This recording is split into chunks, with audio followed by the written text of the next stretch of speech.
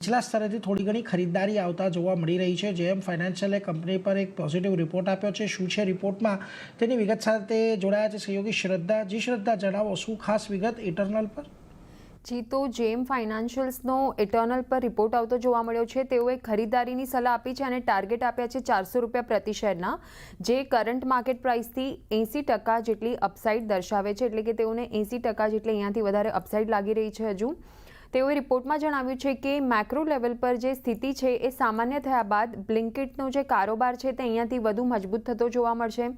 સાથે જે ગેસ સપ્લાયની અછતનો મુદ્દો છે અત્યારે તેને અતિશયોક્તિપૂર્ણ રીતે રજૂ કરવામાં આવી રહ્યો છે। એટલે કે જે એકચ્યુઅલમાં છે એના કરતાં વધારે હાઈપ બતાવવામાં આવી રહી છે ગેસના મુદ્દે।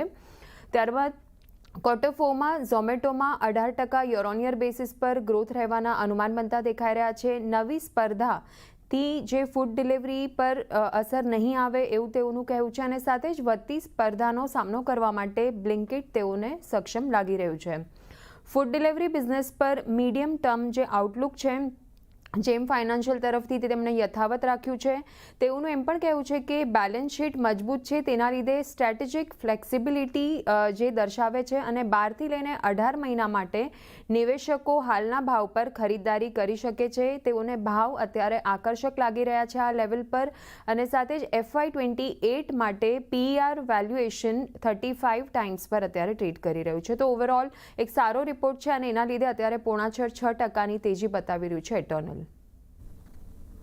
જી આભાર શ્રદ્ધા, અમારી સાથે જોડાઈને સમગ્ર વિગત આપવા માટે। તો જો જે